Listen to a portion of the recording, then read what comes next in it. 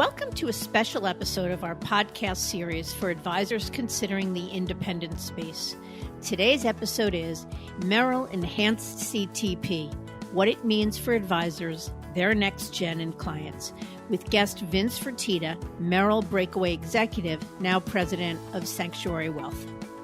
I'm Mindy Diamond, and this is Mindy Diamond on Independence.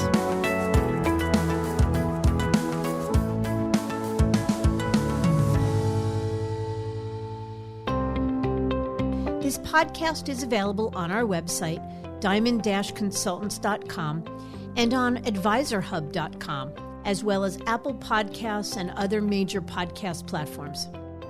If you're new to the series, I encourage you to visit diamond-consultants.com/independence101 for the top 5 episodes that will help you get up to speed on the basics of the independent space, plus links to other episodes you may have missed. And if you're listening to this series on the Apple Podcast app, be sure to leave a star rating and review. It serves as a guide to us, as well as your colleagues in the wealth management industry who may be searching for valuable content to tune into. After months of rumors, the day has finally arrived. Merrill made public the details around an Enhanced Client Transition Program, or CTP. Taken at face value, it's an honest attempt by Merrill to acknowledge the attrition they've experienced, especially amongst elite advisors, and a way of making their retiring advisor program more competitive. That said, there are risks attached to it, and discussing them is the purpose of this episode. In almost every episode recorded since our inception, we've talked about what's fueling the migration toward independence. The answer lies in pulls and pushes, the pulls being the desire for greater freedom and control, and to be all in on custom building a business with staying power and real equity value. It's the pushes, though, I want to focus on today. Surely, for a long time now, wirehouse advisors have complained about increasing bureaucracy and the battle for control between them and the firms for who they work. It's no secret that the big firms are working hard to tie as many advisors up as possible. And the advisors worry that the firms will own them and their clients in perpetuity, turning advisors into private bankers with little control over how clients are served. So Merrill's announcement about an enhanced CTP, following similar actions in the past 12 months by UBS and Morgan Stanley to beef up their retire-in-place programs, is a veiled attempt to further bind advisors to the firm. To be fair, the details around the enhancement, as I understand it, can be compelling for a senior advisor who has every intention of retiring from Merrill through CTP, because the program will now pay him more to do what he was going to do anyway. But it's the next-gen advisors, teams, and clients that are most at risk, because the quid pro quo of better retirement economics for senior advisors comes attached to a 7 to 9 year commitment to the firm for the next-gen team, or advisor inheritors, along with strict non-solicit provisions, thus limiting optionality for the inheriting advisors. And so what? Why should you care? Because eliminating optionality will have the greatest impact on the value of an advisor's business, unwittingly sell clients to your firm, and further shift the balance of power away from the advisors. I was lucky enough to get some time at Schwab Impact, an event that gathers 5,000 advisors and thought leaders from around the country, to have a conversation about the topic with Vince Fertitta. Please forgive the noise. This was recorded live from the floor of the show. Vince has a unique perspective on Merrill's announcement. He spent 22 years in leadership roles at the firm, and earlier this year joined the breakaway movement as president of Sanctuary Wealth. We discussed the risks of an enhanced CTP and what might be behind the firm's motives in rolling it out. So let's get to it.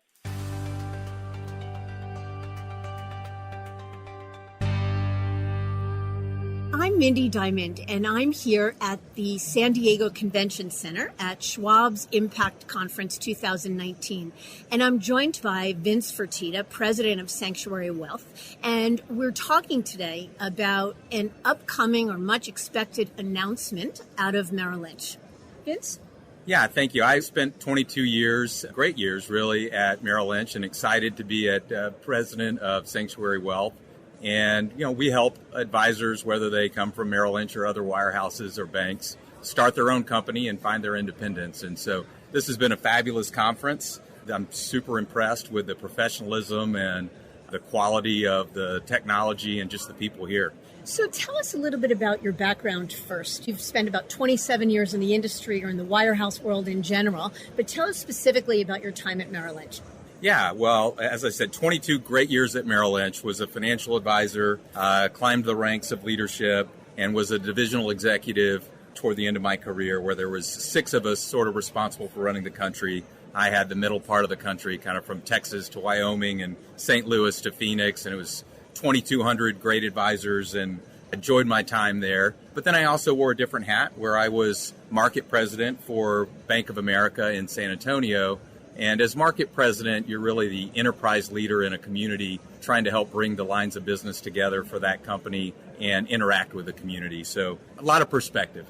What we've been telling advisors is that as long as you are certain that Merrill Lynch or any firm that you work for is the place that you want to spend the rest of your career to retire, then for Merrill Lynch to come in and give you more money, incent you in a greater way to do what you were going to do anyway is a home run. But wherein lies the problem?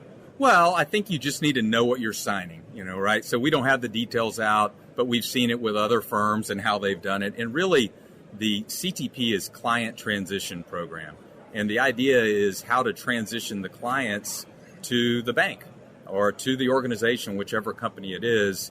It shouldn't be misconstrued as how do I transition my clients to the next advisor. It's really about institutionalizing the clients and helping them to be part of the company for the long term. So that's an interesting perspective, because as we sit here at Schwab's conference, a conference that's all about enabling independence, and we're watching more and more advisors breaking away from the wirehouse world and going independent. I think what we're looking at largely is this battle of control between advisor and firm. And it's a battle that the advisors continuously think that they are losing. The more they think they're losing it, the more they want to leave. And a program like an enhanced CTP, which will likely come with greater handcuffs, ways of tying advisors up, are things that will really make it difficult for advisors to leave down the road. So talk to us a little bit about that. The advisors that we speak with a lot, who are interested in starting their own business are thinking about true ownership. The industry's evolved, right? They were real entrepreneurs 20 years ago, and over time, they've become more and more employees of large organizations. And for those that are interested in starting their own business and owning something, you go independent. If you're fine being an employee of a big organization that serves your clients well and does a good job in the community, then that's for some people. It's not for everyone. Well, I guess that's the point. So certainly not everybody is looking to go independent, and we're not here to make a commercial about going independent. But even if an advisor had intentions, maintaining optionality, right, the intention or curiosity or possibility that they were going to leave at some point to go anywhere, even if it was to cross the street to another wirehouse, what does signing on to an enhanced program possibly do for that optionality? Yeah, the language would be something you would really want to study and get some advice, maybe call someone like Mindy to go through it, or myself. But the reality is it's probably going to tie what you consider to be your clients closer to the company that you work for. So you may think, I'm going to retire in 5 or 6 years, so it doesn't really matter to me. I'm going to take the extra money that they're going to give me and go ahead and sign this document. But it might matter to your team, right? Because now you've signed something that's basically saying these clients do belong to the company. Most of these companies already feel like they do, but they don't have language that's strong enough to really hold the clients there. These types of programs typically have stronger language, which will tie the clients and your team longer term, which would then really eliminate the option of leaving. That's the point, is that it may be good, in fact, for a senior advisor or soon to be retiring advisor.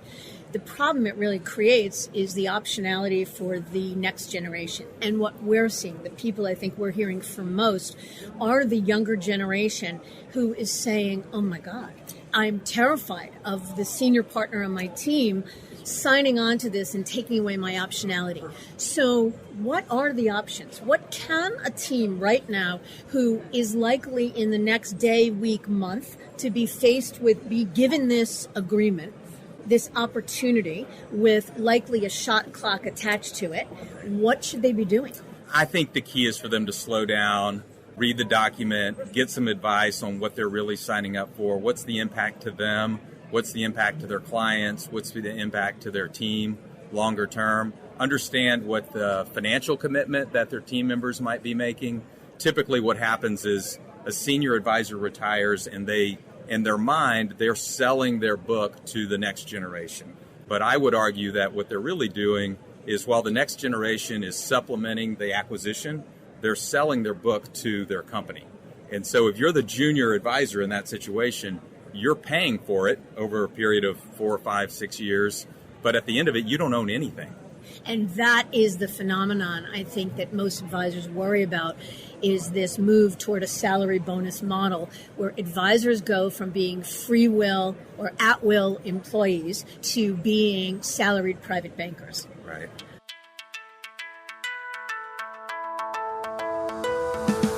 As Vince shared in our conversation, based on his knowledge of Bank of America's intentions, while an enhanced retirement program is being rolled out as a benefit to advisors, the biggest concern for them is unwittingly selling their clients to the firm and losing more and more control over time.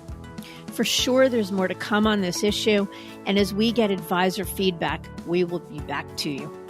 Until then, I encourage you to visit our website, diamond-consultants.com, and click on the Tools and Resources link for more valuable content. You'll also find a link to subscribe for regular updates to this series. And if you're not a recipient of our weekly email, Perspectives for Advisors, click on the blog link to browse recent articles. Feel free to email or call me if you have specific questions. I can be reached at 908-879-1002 or mdiamond@diamond-consultants.com. Please note that all requests are handled with complete discretion and confidentiality.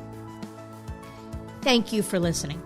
I also want to thank AdvisorHub.com for sharing this podcast with their viewers and subscribers. This is Mindy Diamond on Independence.